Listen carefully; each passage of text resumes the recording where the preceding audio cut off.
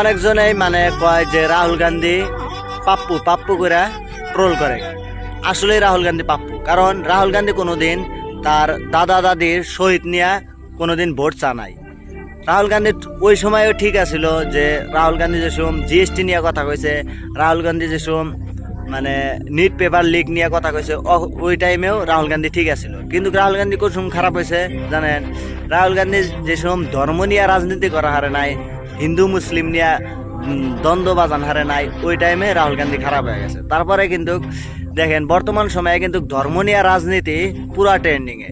তো আমরা কি চাই? আমরা চাই যে ধর্ম নিয়ে রাজনীতি বেস্ট, কিন্তু আসলে কিন্তু এটা ঠিক না।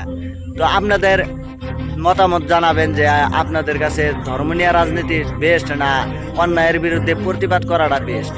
এটা সবাই কমেন্টে জানা যাবেন। আর ভিডিওটা এত পরিমাণে শেয়ার করবেন যাতে সবার মোবাইল ফোনে পৌঁছে যায়, সব ইয়াং জেনারেশন জেনজি জেনারেশনে জানি এই ভিডিওটা দেখতে পারে।